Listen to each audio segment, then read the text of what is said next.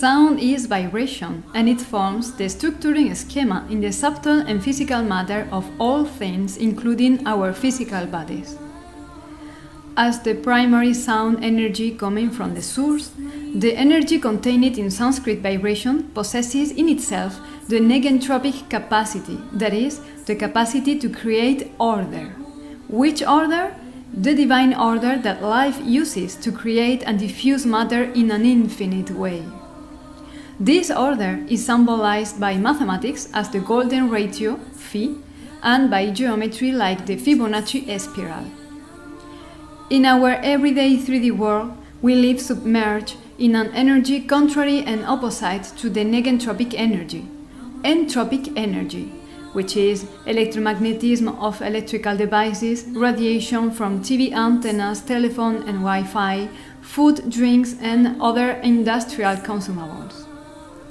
Entropy triggers a process totally inverse to the perfect creation and perpetuation of negentropic processes of life, and so leading to dysfunction, degeneration of our vital systems, disease, and death. The origin of Sanskrit. Sanskrit is the language of Vedic hymns, which appeared in India at least 5,000 years before Jesus. The Vedic hymns were transmitted to advanced sages and mediums of that time by intelligences superior to human being. The sound of Sanskrit has been studied by the science of semantic, which investigates the relationship between sound and geometry.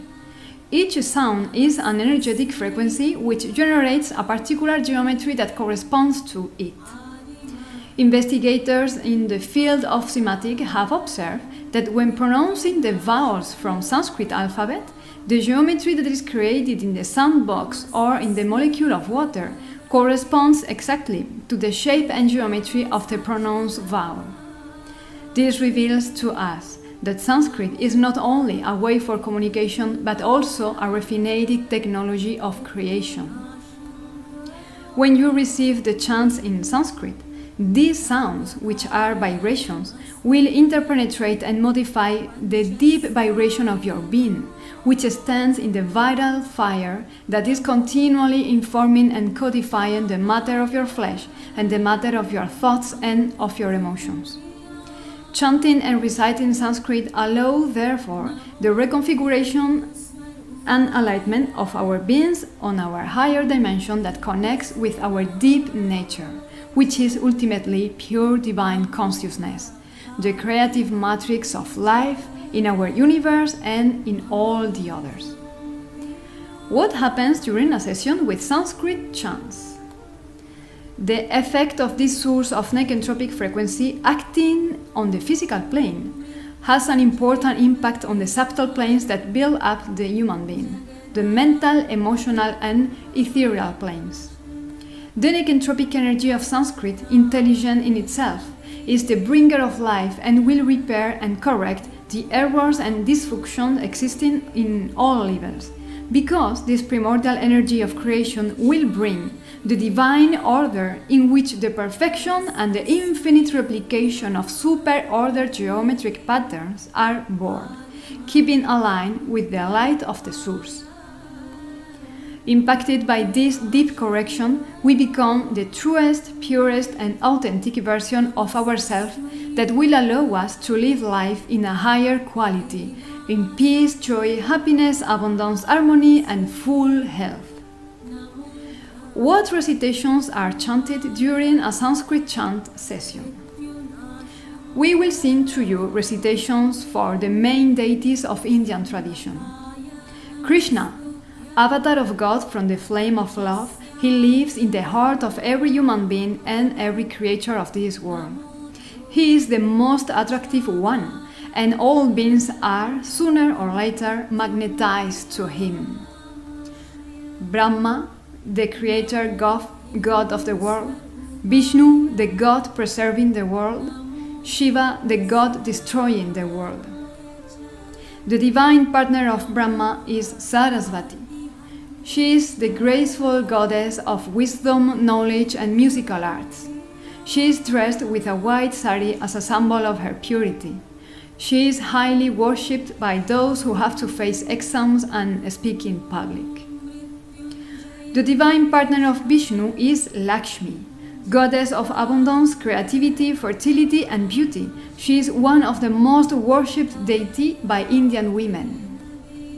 Shiva has 3 very known divine partners. Durga, she is the maternal archetype who is in charge of the purifying process of human being on earth. In the scriptures, it is said that this earth is like a prison where souls can purify themselves, and Durga accompanies us during this process of purification. Parvati, she is the wife of Shiva and the mother of Ganesh, who embodies the divine consciousness. Ganesh is the main deity for protection and for removing obstacles that block our success in life. Kali, she is in charge of destroying everything that is not favorable for human evolution.